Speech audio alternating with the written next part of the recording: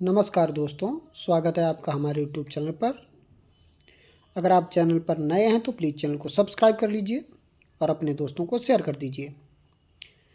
120 शब्द प्रति मिनट की डिक्टेशन लिखने के लिए तैयार हो जाइए।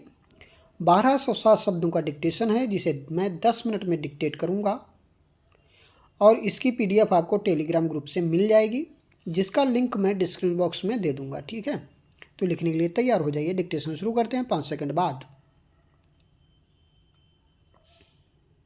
स्टार्ट।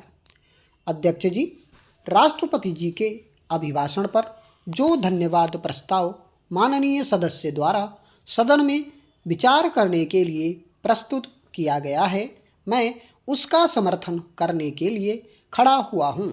श्रीमान, मेरे से पूर्व विरोधी पक्ष के माननीय सदस्य वैसे तो बहुत ही प्रखर और विद्वान विपक्ष के नेता हैं। उन्होंने हर विषय को अपने भाषण में सम्मिलित करने का प्रयास किया, लेकिन उन विषयों पर अपने विचार व्यक्त नहीं किए जिन विषयों की उपलब्धियों का वर्णन अभिभाषण में किया गया है। मेरे विचार से उनको सरकार की उपलब्धियों और सरकार की प्रगति से कोई मतलब नहीं है। वे तो हर विषय को राजनीति से जोड़ना चाहते हैं। उनकी बातों को सुनकर मुझे ऐसा प्रतीत होता है कि हमारे विपक्ष के उद्देश्य केवल पूरे देश में भ्रामक प्रचार करना है और हमारी सरकार व हमारे प्रधानमंत्री जी को बदनाम करना है। विपक्ष को राष्ट्र के निर्माण से कोई सरोकार नहीं है और ना ही जनहित के कार्यक्रमों से कोई रुचि है। हमारे दल से और हमारे प्रधानमंत्री जी के नेतृत्व में जब से सरकार बनी है, इन पिछले 3-4 सालों में हर क्षेत्र में सफलता प्राप्त की है। विरोधी पक्ष का काम केवल आंख बंद करके हमारी सरकार के खिलाफ भ्रामक प्रचार करना है, लेकिन हिंदुस्तान की जनता इन बातों को समझती है कि यह सरकार गरीबों के लिए है और अल्पसंख्यक लोगों के लिए है।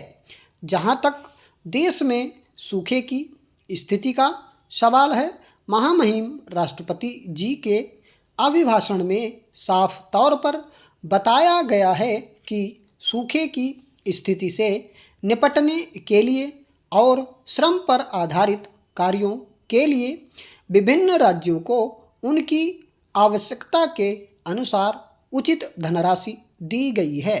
प्रधानमंत्री जी द्वारा कृषि मंत्रालय को निर्देश दिया गया है कि वह राज्य में सूखे की स्थिति के अनुसार ही धनराशि का आवंटन करे, लेकिन मुझे अफसोस के साथ साथ कहना पड़ता है कि कुछ राज्यों में इस धनराशि का दुरुपयोग किया जा रहा है। राज्यों द्वारा आवंटित राशि का उपयोग दूसरे कार्यों पर किया जा रहा है।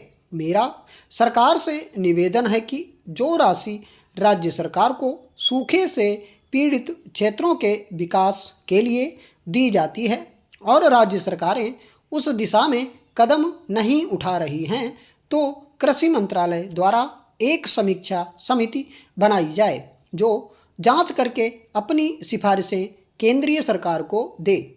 यह कार्य सिर्फ सिफारिशों तक ही सीमित नहीं रहना चाहिए। सच्चाई सामने आने पर उन राज्यों के खिलाफ सख्त कार्रवाई भी की जानी चाहिए। नगरपालिकाओं और पंचायतों के चुनावों के बारे में मैं एक बात कहना चाहता हूँ। जब तक हम संविधान में इन संस्थाओं के चुनाव समय पर कराने का प्रावधान नहीं करेंगे, तब तक हम इस देश में सही रूप में प्रजातंत्र स्थापित नहीं कर सकते हैं। राष्ट्रपिता महात्मा गांधी ने स्वतंत्र भारत की कल्पना करते हुए कहा था कि आज़ादी के बाद भारत का हर गांव एक स्वतंत्र गणराज्य होना चाहिए। नगरपालिकाओं और पंचायतों के चुनाव समय पर कराना उतना महत्वपूर्ण नहीं है जितना कि उनको संविधान के माध्यम से पर्याप्त अधिकार देना है। हमें सदन में इस बात पर गंभीरता से विचार करना चाहिए कि यह सदन किस प्रकार संविधान में संशोधन करके इन संस्थाओं को पर्याप्त अधिकार दे सकता है। श्रीमान, एक गलत भावना देश में फैलाई जा रही है कि हरित क्रांति में वृद्धि हो रही है, जबकि सच्चाई यह है कि जिस साल वर्षा अधिक हो जाती है उस साल फसल अच्छी हो जाती है। यह स्थिति आज़ादी के इतने वर्षों बाद भी देश में बनी हुई है। इसके साथ ही जिस साल वर्षा कम होती है और सिंचाई के साधन नहीं होते हैं उस साल हमारी यह व्यवस्था समाप्त हो जाती है। इसी विचार को ध्यान में रखकर हमारी सरकार को खेती के साधन मुहैया कराने की ओर बजट में प्रावधान करना चाहिए। सरकार को विभिन्न स्थानों पर छोटे छोटे बांध बनाकर सिंचाई की व्यवस्था करनी चाहिए। राजस्थान नहर के पानी का विवाद आज तक भी सुलझ नहीं पाया है। इस दिशा में भी सरकार को कार्रवाई करनी चाहिए। मैं यहाँ एक विचार यह भी रखना चाहता हूँ कि हमारी सरकार के सत्ता में आने के बाद अब देश के पूर्व पश्चिम राज्यों में भी हरित क्रांति की दिशा में भी कदम उठाए जा रहे हैं। अंत में महोदय, मैं एक विशेष बात की ओर सदन का ध्यान आकर्षित करना चाहता हूँ। देश में गरीबी का एक मुख्य कारण जनसंख्या का विस्फोटक स्थिति में होना है। ऐसी स्थिति में हमारी सरकार गरीबों के विकास के लिए जितनी भी योजनाएं बनाए, जितने भी विकास के काम करें, उन सब में असफलता ही नज़र आएगी।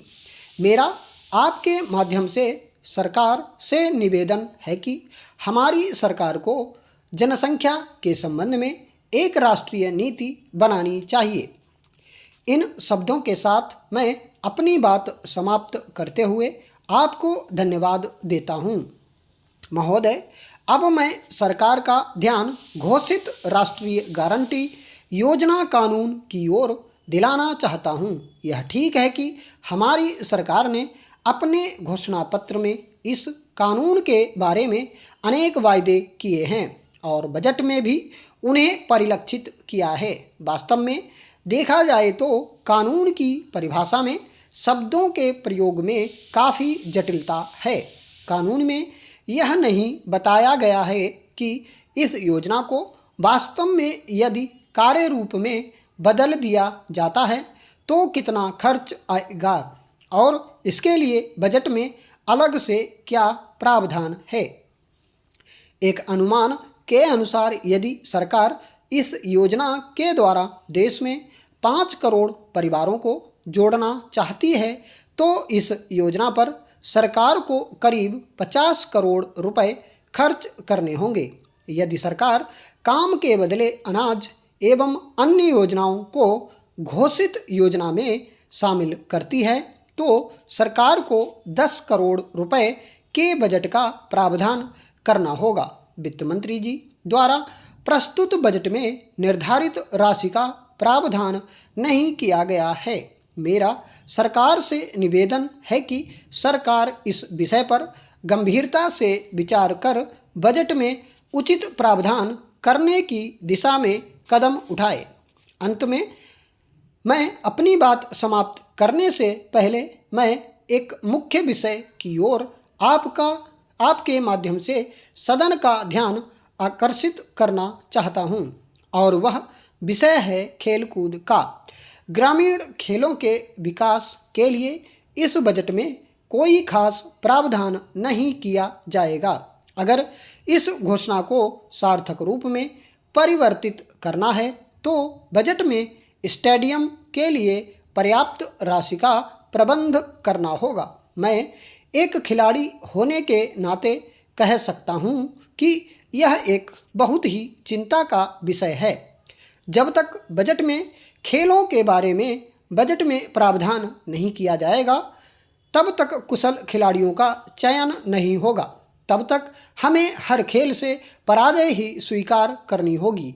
मैं इस अवसर पर यह भी कहना चाहता हूं कि हमारे पड़ोसी देश चीन हमारे देश के बाद आज़ाद हुआ और उसने 10 साल का संकल्प लेकर देश में खेलों का स्तर को ऊंचा किया।